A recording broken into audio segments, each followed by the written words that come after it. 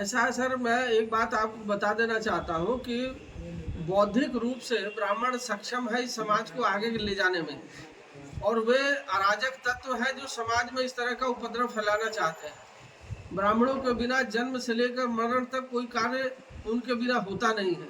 वो सब सच वो जानते हैं, लेकिन उसके बावजूद वो ओछी राजनीति करते हैं। ऐसे व्यक्ति को समाज देख रहा है, उनका राजनीतिक सामाजिक रूप से बहिष्कार हो जाएगा। और इस तरह ब्राह्मणों के खिलाफ बोलने वाले का ईश्वर भी भला नहीं करता, और आप खैर पब्लिक तो सब जानती है, वो तो छोड़ेगी ही नहीं। जेएनयू में जिस तरीके से ब्राह्मणवाद के नारे लगते हैं, और अभी एक स्टेटमेंट आई कि सीता का पति नीता का पति का काम करते हैं, जिस तरीके से एक ब्राह्मणवाद को जो टारगेट करते हुए कहीं ना कहीं राम भगवान को टारगेट करके जो कॉमेडियन है, उस पर ब्राह्मण समाज की सोच क्या कहती है? देखिए, सरकार की प्रशासन की जो शिथिलता है, वो बच्चों को गेमिंग से लेकर के सोशल मीडिया के माध्यम से लेकर के इतनी जो छूट दी गई है, अपने कुछ मित्रों को, इष्ट मित्रों की, जिनकी ये कंपनियां चल रही हैं मोबाइल वगैरह वाली, इनके फ़ायदा पहुंचाने के लिए इस तरह के सामग्री इंटरनेट पर दे दी गई कि वे जो है अब उससे प्रभावित होकर के अब तरह तरह के बिना मतलब के जो है गलत कमेंट कर रहे हैं। तो समाज देख रहा है। अगर ब्राह्मण भगवान बनना चाहता तो प्रभु जो है राम क्षत्रिय थे, वो उनके नाम का गुणगान नहीं करते, उनको भगवान बना दिया। भगवान कृष्ण यदुवंशी थे, अगर ब्राह्मण स्वयं ब्राह्मण भगवान बनना चाहते तो बन जाते, लेकिन उनको भगवान बनाया। तो हमने तो सदा देने की नीति अपनाई है। और मैं आपको बता दूं, हम तो ऐसी धर्म नगरी में बैठे हैं जहां आचार्य चाणक्य से बड़ा उदाहरण नहीं बन सकता कि उन्होंने सत्ता ली महानंद से और मौर्य वंश के चंद्रगुप्त मौर्य को सौंप दी। तो सत्ता हमें करनी नहीं है। और वो इस तरह के जो कमेंटबाजी कर रहे हैं उसको भी समाज देख रहा है, और वो इस तरीके से जो राजनीति में चाह रहे हैं कि हम अपना वर्चस्व फैला लें। समाज में जहर घोलकर कोई आदमी ज़्यादा दिन नहीं जी सकता है। जिस कुएं में जहर घोलोगे हो सकता है उसका पानी तुम्हें पीना पड़े और तुम स्वयं समाप्त हो जाओ। लेकिन सर, आप लोग पे काफी ज्यादा जो है आरोप लगता रहा है कि छुआछूत मंदिर में जो है जो दलित है उन लोगों को पूजा न करने देने का, ऐसे कई सारे आरोप लगते आ रहा है। हाल ही में भी इधर क्षेत्र में कहा था नवादा तरफ में, तो वहाँ पे 2 लड़का को जो है पंडितों द्वारा मार दिया गया, ऐसा मामला भी चल रहा था। तो इसको कैसे देखते हैं आप? मैं एक बात बता दूं, पंडित कभी शासक वर्ग नहीं रहा, और जो भी नियम कानून और मजबूती से कोई चीज़ का पालन करता है वो शासक करता है। तो ये बात तो बिल्कुल सिरे से मैं खारिज करता हूँ कि ब्राह्मण किसी तरह का छुआछूत या वैमनस्य फैलाते हैं। हम तो हर एक घर में जाते हैं और हमारा भिक्षाटन और ये समझिए कि पूजा पाठ का हमारा काम है। तो हमें तो किसी तरह की कोई परहेज नहीं है। मेरे बहुत सारे मित्र जो हैं वो एससी वर्ग से हैं, मुस्लिम वर्ग से हैं। मैं उनके परिवार में आता जाता रहता हूँ। हमारा सामाजिक समरसता बना हुआ है। और अगर कोई दोषी है तो देखिए, मैं अपराधियों का साथ नहीं देता हूं। अगर जिसने गलती की है, चाहे किसी वर्ग का हो, सजा पाने का अधिकारी है प्रशासन। ब्राह्मण समाज के लोग कहते हैं कि हिंदू राष्ट्र बनेगा, लेकिन हिंदू राष्ट्र में ओबीसी SC ST के लोगों को सताने का काम किया जाता है। अक्सर ये सोशल मीडिया पे अधिकांशतः देखने को मिलता है। अच्छा, आप देख लीजिए, राष्ट्रपति कौन है? ब्राह्मण तो नहीं है। प्रधानमंत्री कौन है? ब्राह्मण नहीं है। आपके प्रदेश के मुख्यमंत्री ब्राह्मण नहीं है। कौन सता रहा है आपको? ये तो देखने की बात है। ये तो नजरिया, अपना चश्मा अपने पास होना चाहिए, अपनी आंखें होनी चाहिए। जब ब्राह्मण कभी सत्ता में है ही नहीं, कभी शासक है ही नहीं, और जो जिसके हाथ में सत्ता होती है वही पावर वाला होता है, वही सताने काम करता है। तो ब्राह्मणों की जब सत्ता आएगी तब यदि कोई उदाहरण मिले तो मुझे बताइएगा। बहरहाल फिलहाल जो है ब्राह्मण तो किसी को सताने का कोई काम नहीं करता। अभी राम मंदिर वाला जिस तरीके से चंदा विवाद चला है, उसमें ब्राह्मणों का बहुत सारे नाम आ रहे हैं। जी जी।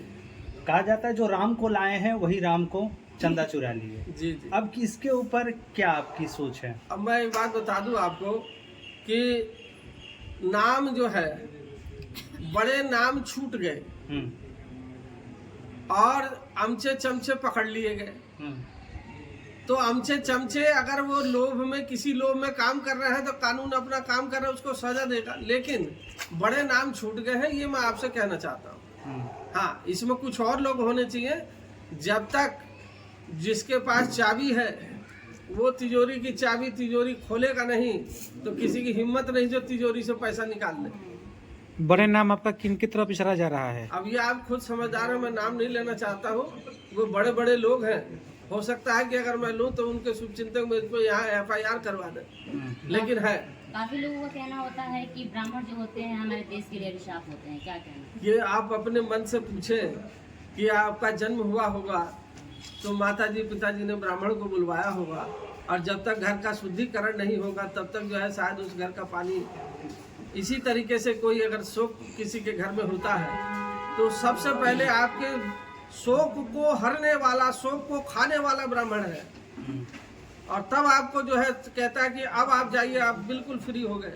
भगवान भोलेनाथ की तरफ पूरी दुनिया का पाप नीलकंठ के समान कंठ में लिए ब्राह्मण बैठा है, और आज दिन रात उन्हीं को सताया जा रहा है, उन्हीं को गालियां दी जा रही है। मैं घोर भर्त्सना करता हूँ, घोर निंदा करता हूँ। अभी भी समाज को कह रहा हूँ कि आप अपनी आंखें खोलें और उस आंखों से देखें जिससे वास्तव में प्रकृति देखती है, ब्राह्मण प्रकृति है। सर, भरत तिवारी मामले को कैसे देखते हैं आप? इसमें देख रहे हैं जिस तरह से भरत तिवारी के साथ में कहीं इनकाउंटर कहा जा रहा है तो कहीं से हत्या कहा जा रहा है, तो इसको कैसे देख रहे हैं आप? भरत तिवारी के मामले में तो ये तो सबूत आ गया, उसे तो भगवान ने सद्बुद्धि दिया। भगत सिंह है वास्तव में वो, उसने लाइव प्रसारण करके दिखाया कि प्रशासन का ये रवैया होता है। आप आधी रात को आप भी ना निकला करें, मैं आपसे भी अपील करता हूँ, कहीं प्रशासन आपको झूठे मामले में उठा के कहीं एनकाउंटर न कर दे।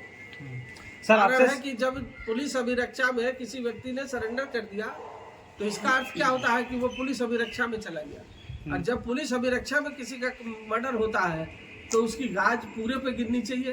कप्तान का ट्रांसफर कर दिया, CO का ट्रांसफर कर दिया, बाकी 2-4 अमचे चमचे पकड़ लिए। ये लीपा पोती की प्रक्रिया है, इनको जो है समाज देख रहा है, समाज दंड देगा।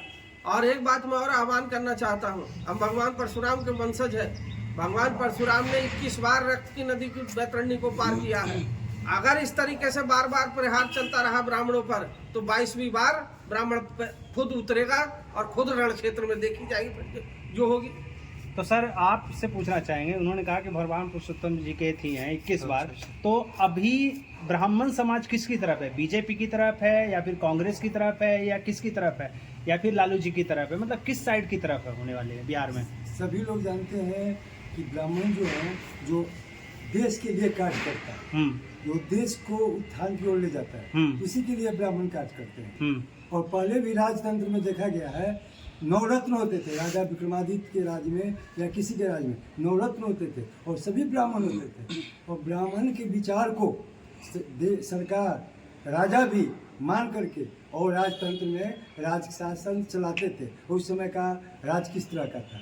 लेकिन आज ब्राह्मण देश विकास करे, देश में मान सम्मान लोगों को मिले, सर्वे भवन्तु सुखिनः सर्वे सन्तु निरामया, यह ब्राह्मणों की भाषा है।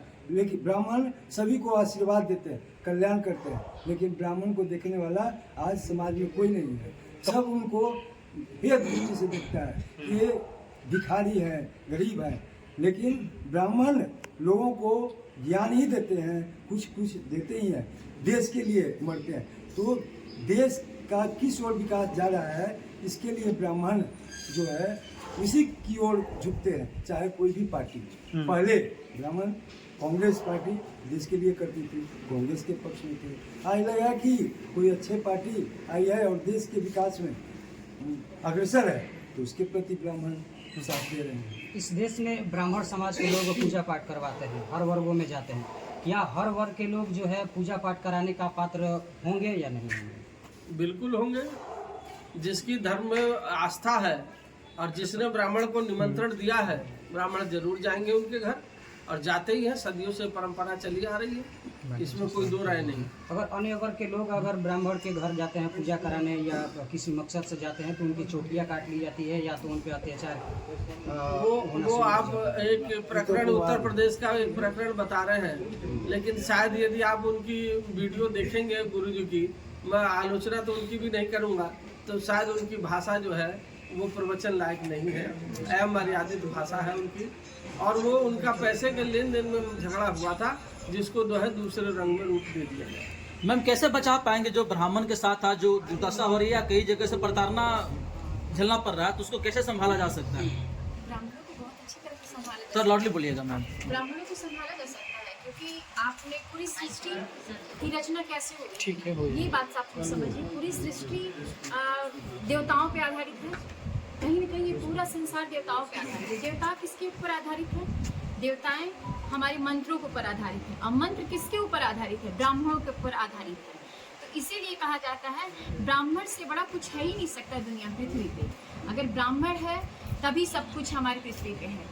ब्राह्मण अच्छा हो बुरा हो, आपके सुख हो या दुख हो, सबसे पहले ब्राह्मण को निमंत्रण दिया जाता है। अगर मेरे वहाँ किसी का देहांत होता है तो सबसे पहले हम किसी और को जनाने से पहले अपने कुल पुरोहित को बताते हैं कि मेरे वहाँ किसी का देहांत हो गया है और उसमें हम लोग को क्या करना चाहिए। वो उसका निवारण बताते हैं, उसकी सारी प्रक्रियाएं बताती हैं जिससे हमारे घर उपस्थित होते हैं। मेरे वहाँ के 15 दिन के जो 12 दिन के कर्मकांड होते हैं, वो सारे कर्मकांडों में शायद हमारा सगा खुद का अपना भाई हो, अपना पटदार हो, वो इस चीज़ छूने से वंचित हो जाता है, पर वो ब्राह्मण नहीं वंचित होता है। इस लोभ लालच से नहीं वंचित होता कि हमें कुछ धन मिल जाएगा, हमें कुछ चीज़ें मिल जाएंगी जिससे हम हमारे जीवन में, क्योंकि वो देश के विकास के लिए करता है कि हमारे देश में अगर कुछ अच्छा हो सके हमारे उद्देश्यों से, हमारे हाथों से, इसलिए देश के विकास के लिए ब्राह्मण करता है। कभी वो लोभ लालच माया में आके कोई कार्य नहीं करता, पर लोग उसका नाम कुछ उदाहरण में और दे दें तो अलग बात है। संदेश जी चलिए बहुत बहुत धन्यवाद मैम।